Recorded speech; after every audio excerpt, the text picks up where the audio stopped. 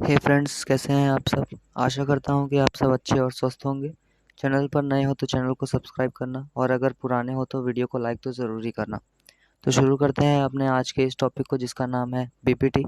तो अपने आज के इस वीडियो में हम बात करेंगे कि बीपीटी को कैसे सिद्ध किया जाए। तो सबसे पहले हम जानते हैं कि बीपीटी होता क्या है। बीपीटी को इंग्लिश में कहते हैं बेसिक प्रोपोर्शनलिटी थ्योरम, जिसको हिंदी में आधारभूत समानुपातिकता का प्रमेय भी कहा जाता है। बीपीटी का प्रमेय होता क्या है, पहले हम ये जानते हैं। एक त्रिभुज की किसी एक भुजा के समांतर खींची गई सरल रेखा अन्य दो भुजाओं को जिन बिंदुओं पर प्रतिच्छेद करती है, वे बिंदु भुजाओं को समान अनुपात में विभाजित करते हैं। कहने का मतलब ये है, सबसे पहले हम एक त्रिभुज बना देते हैं।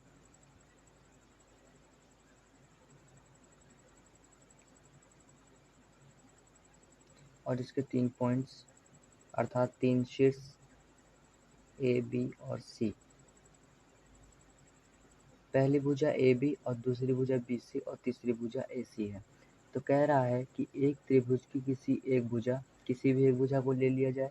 मान लिया हमने बी सी को ले लिया, तो किसी एक भुजा के समांतर खींची गई सरल रेखा, मतलब इसके समांतर खींची गई रेखा। समांतर रेखा किन्हें कहते हैं? समांतर रेखाएं ऐसी रेखाएं होती हैं जिनके बीच की दूरी समान होती है और ये कभी एक दूसरे को प्रतिच्छेद नहीं करती। तो BC के समांतर खींची गई रेखा AB और AC को मान लिया बिंदु D और E पर काटती हैं। वही कह रहा है कि एक त्रिभुज की किसी एक भुजा के समांतर खींची गई सरल रेखा BC के समांतर खींची गई सरल रेखा जो कि DE है, अन्य दो भुजाओं मतलब AB और AC को जिन बिंदुओं पर काटती हैं, मतलब D और E पर काटती हैं, वे बिंदु भुजाओं को समान अनुपात में विभाजित करते हैं। मतलब AD और DB का अनुपात AE और EC के अनुपात के बराबर होगा। तो हमें सिद्ध क्या करना है? सबसे पहले तो हम लिखेंगे, इसको सिद्ध करने का तरीका कैसे होता है। सबसे पहले हम लिखेंगे कि दिया है।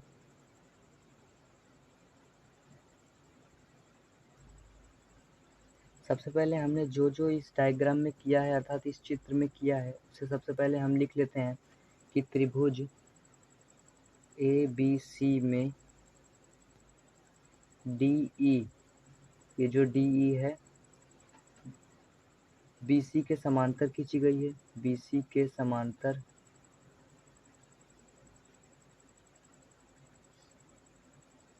खींची गई है, जो कि भुजा AB और AC को, भुजा AB और AC को क्रमशः मतलब बारी बारी से क्रमशः AB को D पर और AC को E पर काटती है। मतलब D और बिंदु E पर काटती या फिर प्रतिच्छेद करती है, काटती है। तो इतना चीज़ हम लोगों को दिया हुआ है। और इसके बाद आता है कि हमें पहला पॉइंट था दिया है और दूसरा पॉइंट आता है सिद्ध क्या करना है। तो सिद्ध करना है, दूसरा पॉइंट हम लोग ऐसे लिखेंगे कि सिद्ध क्या करना है। तो सिद्ध हमें ये करना है कि AD और DB का अनुपात, मतलब AD बटा DB बराबर होता है AE और EC के अनुपात के, अर्थात AE बटा EC। तो इसका अगला पॉइंट आता है कि उपपत्ति अर्थात अब हम लोगों ने किया क्या है इसके आगे। उपपत्ति कैसे करते हैं, ध्यान रखेंगे दोस्तों। जब भी किसी सिद्ध करने वाले सवाल को हल किया जाता है तो सबसे पहले उसकी उपपत्ति लिखा जाता है। हालांकि यहाँ पर हमने पहले दिया है और सिद्ध करना है लिखा है, पर तीसरा पॉइंट हमारा क्या होगा, उपपत्ति। उपपत्ति में हम लिखेंगे कि B को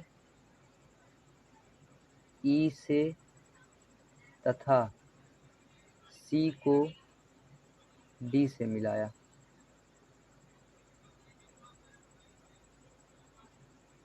इसके बाद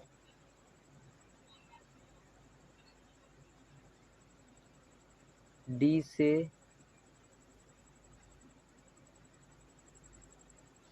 AC पर और E से ए बी पर एक लंब डाला। तो क्या किया उत्पत्ति में हमने, कह रहा है सबसे पहले कि बी को ई से मिलाया, मतलब तिरछा में बी को ई से मिला दिया। ये देख रहे हैं ना आप लोग दोस्तों, बी को ई से मिलाया। उसके बाद तथा सी को डी से मिलाया, फिर इस कोने से इस कोने तक मिलाया, सी को डी से मिलाया। और फिर कह रहा है कि इसके बाद डी से, बिंदु डी से इस भुजा एसी भुजा पर एक लंब डाला। लंब मतलब जिसके साथ 90 अंश का कोण बने, लंब डाला। फिर और एक चीज किया, जो कि बिंदु ई से भुजा ए बी पर, मतलब इस भुजा पर एक लंब डाला। कहने का मतलब ये है कि जिस बिंदु से डालेंगे उसके विपरीत भुजा पर ही कार्य करना है। जैसे बी को ई से मिलाया, सी को डी से मिलाया, और फिर बिंदु डी से ए सी पर लंब डाला, और बिंदु ई से ए बी पर लंब डाला। तो आई होप आपको समझ में आया होगा। अब इसके बाद आपने जो ये लंब डाला है, इसके ऊपर आपको इसके पॉइंट के नाम भी लिखने होंगे। जैसे जब आपने ई से ए बी पर लंब डाला तो इस पॉइंट को लिख दीजिए एफ। और फिर जब डी से आपने ए सी पर एक लंब डाला तो इसको लिख देंगे जी। जिससे उत्पत्ति के बाद आपको क्या लिखना पड़ेगा कि डी जी जो है वह ए सी पर लंब है। पहला पॉइंट डी जी ए सी पर लंब है, और दूसरा point E F A B पर लंब है। ई एफ ए बी पर लंब है। ध्यान रखेंगे दोस्तों, इस चित्र का जो मतलब होता है कि सबसे पहले आने वाला जो चीज़ होगा वो दूसरे चीज़ पर लंब होगा। और ये जो साइन आप लोग देख रहे हैं, यह लंब का साइन है, लंब का साइन। इसका मतलब यह है कि जो डी डी माफ़ करिएगा यहाँ पर, हाँ डी एफ डी जी जो है, डी जी वह ए सी पर लंब है, ए सी पर लंब है। इसके बाद आपको चौथा पॉइंट लिखना है हल।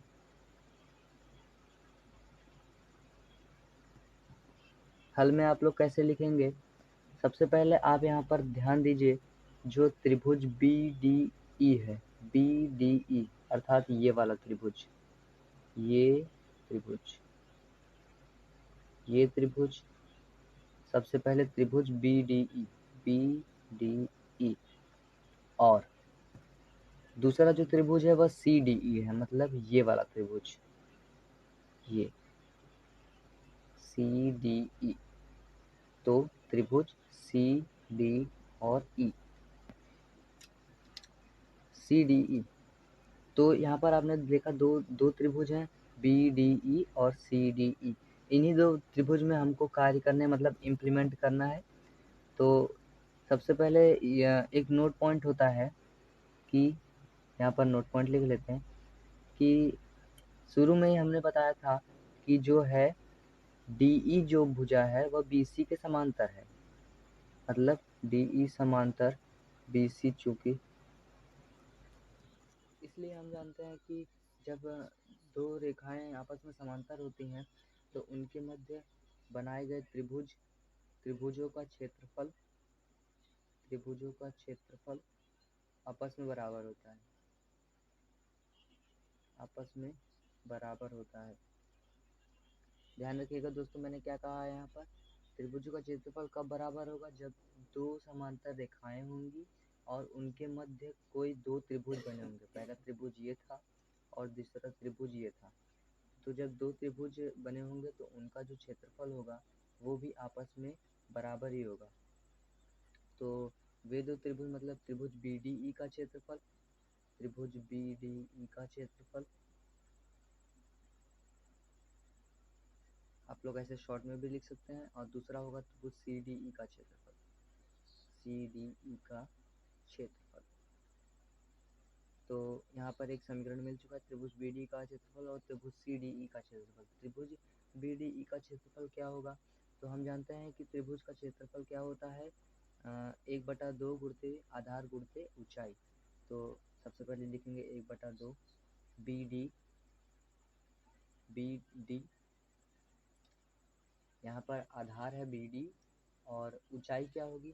ध्यान रखिएगा दोस्तों, यह हमारी ऊंचाई नहीं है, इसको जब हम लोग यहाँ तक बढ़ाया है, इसको जब हम लोगों ने यहाँ तक बढ़ाया है तो ये पूरा त्रिभुज होगा, जिसका आधार तो यही होगा, आधार तो बी डी ही इतना ही होगा, लेकिन ऊंचाई इसकी ई एफ हो यहाँ तक, तो ई एफ इसकी ऊंचाई हो जाएगी, बराबर त्रिभुज सी डी ई का क्षेत्रफल, मतलब 1/2, और आधार तो सी ई ही होगा, आधार सी ई, और ऊंचाई यह आगे बढ़कर इतना हो गई है, ये त्रिभुज था, आगे बढ़कर जो है यह ऊंचाई हो जाएगी इसकी क्या, डी जी, डी जी। तो आगे बढ़ते हैं, क्वेश्चन को हल करते हैं। सबसे पहला समीकरण हम लोग ने ले लिया था त्रिभुज बी डी ई का क्षेत्रफल, त्रिभुज बी डी ई का क्षेत्रफल बराबर त्रिभुज सी डी ई का क्षेत्रफल था, और यह कैसे बराबर हुआ था, क्योंकि यह दो समांतर रेखाओं के बीच में स्थित दो त्रिभुज थे, इसलिए इनका क्षेत्रफल बराबर हो गया। तो दूसरा पॉइंट है कि हम लोग अब किस किस त्रिभुज को लेंगे।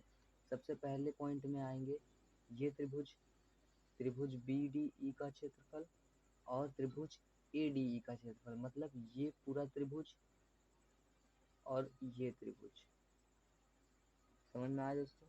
सबसे पहले इस पूरे त्रिभुज को लेंगे और एक बार इस त्रिभुज को लेंगे, अर्थात त्रिभुज ए डी ई का क्षेत्रफल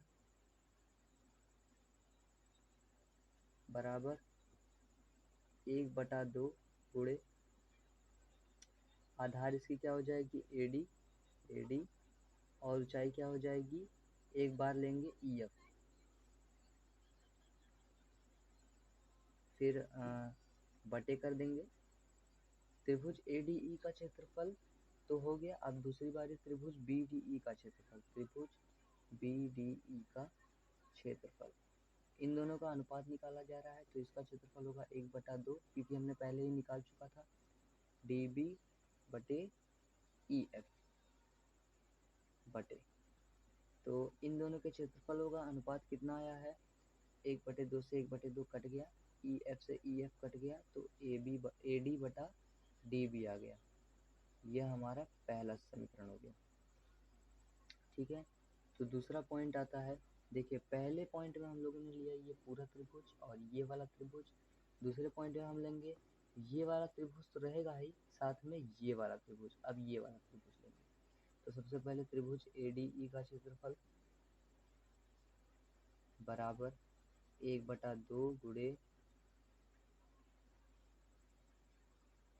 अब ध्यान रखेंगे दोस्तों, जब एक बार हम लोगों ने ये आधार लिया तो अब इस बार हम लोग ये आधार लेंगे, ये आधार और ये ऊंचाई, ए ई गुणे डी जी, और ऐसा हम लोग इसलिए करते हैं ताकि यह दूसरे वाले त्रिभुज के क्षेत्रफल के अनुपात से कट जाए।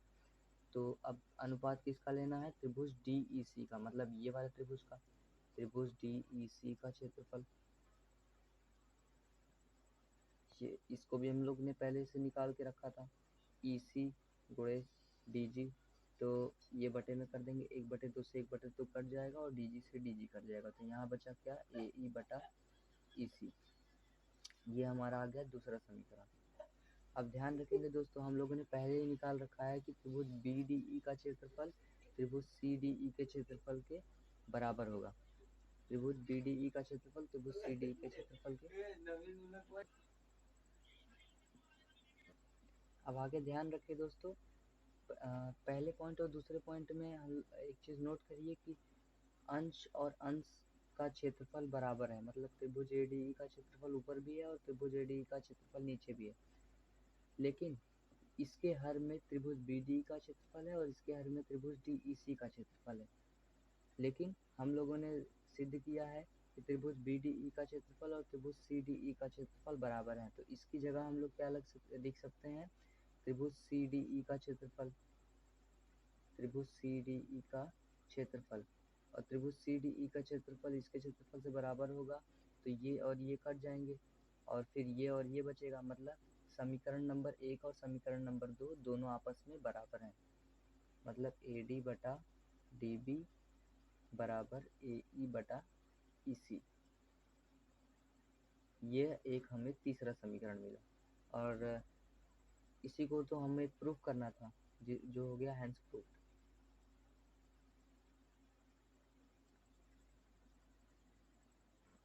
अब अगर हमें एग्ज़ाम में लिखना होगा तो हम किस प्रकार लिखेंगे? सबसे पहले हम लिखेंगे दिया है त्रिभुज ABC में, त्रिभुज ABC में, बड़े त्रिभुज ABC में DE BC के समांतर है। एक भुजा खींची DE भुजा BC के समांतर है, जो कि भुजा AB और AC को क्रमशः D और E पर काटती है। मतलब ये जो भुजा DE है यह AB को D पर और AC को E पर काटती है। दूसरा पॉइंट लिखेंगे, सिद्ध करना है। सिद्ध क्या करना है हमें कि AD और DB बराबर होगा AE अपॉन EC के, मतलब AD अपॉन DB बराबर होगा AE अपॉन EC के। तीसरा पॉइंट हमें लिखना है उत्पत्ति, या फिर इसे रचना भी कहते हैं। रचना में क्या किया हमने, B को E से मिलाया, B को E से मिलाया, फिर C को D से मिलाया, और फिर बिंदु D से C पर एक लंब DG डाला और बिंदु E से AB पर लंब EF डाला, वही लिखा है। और फिर इसको लिख देना है आपको कि DG लंब है AC पर और EF लंब है AB पर। चौथा लिखना है आपको हल। हल में आपको ऐसे लिखना है, त्रिभुज BDE और त्रिभुज CDE में।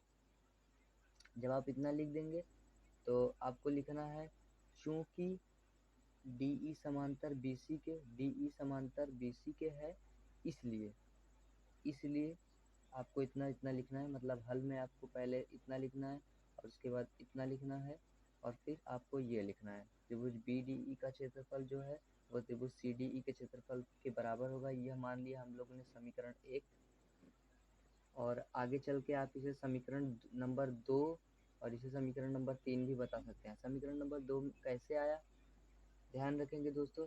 सबसे पहले हम ये बड़ा वाला त्रिभुज लेंगे और इस साइड वाला त्रिभुज लेंगे, बाएं साइड वाला, उन दोनों का अनुपात निकालेंगे, जो भी बचेगा उसे लिख देंगे।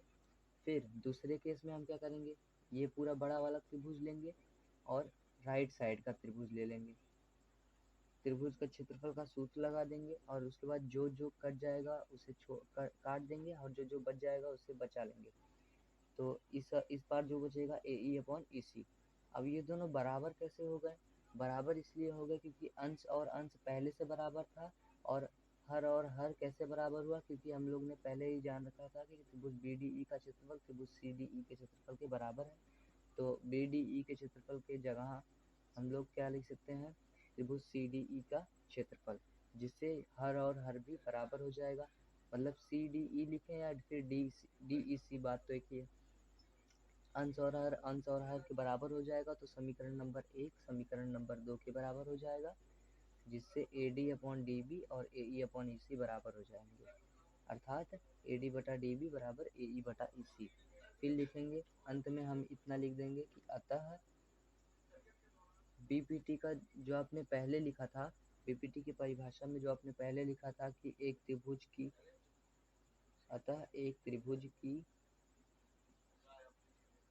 एक भुजा के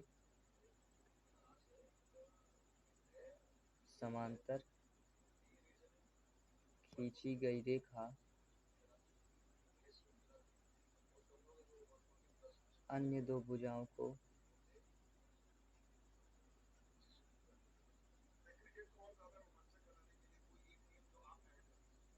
जिन दो बिंदुओं पर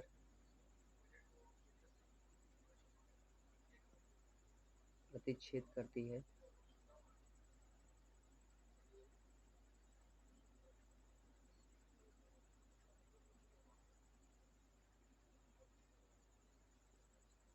वे बिंदु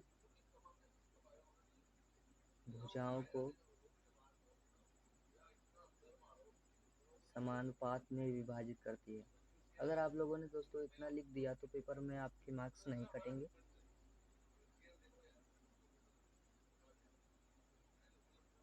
पेपर में आपको कैसे लिखना है मैंने वो भी आपको बता दिया है। सबसे पहले आपको दिया है लिखना है, फिर सिद्ध करना है क्या उसको लिखना है, फिर उत्पत्ति आपको लिखना है, उसके बाद हल करना है। हल में आपको कैसे लिखना है, त्रिभुज BDE और त्रिभुज CDE में चूंकि DE BC के समांतर है, इसलिए त्रिभुज बी डी ई का क्षेत्रफल बराबर होगा त्रिभुज सी डी ई के क्षेत्र। और फिर आपको पॉइंट नहीं भी डालेंगे तो आप चलेगा। फिर आपको लिखना है अनुपात ज्ञात करना है, मतलब पहले बड़े त्रिभुज का, फिर लेफ्ट हैंड साइड वाले त्रिभुज का, और फिर बड़े त्रिभुज का और राइट हैंड साइड वाले त्रिभुज का।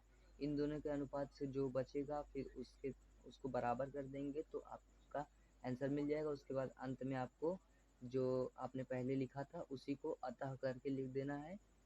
इसी के साथ वीडियो ख़त्म होता है। अगर वीडियो अच्छा लगा हो तो चैनल को सब्सक्राइब जरूर करना।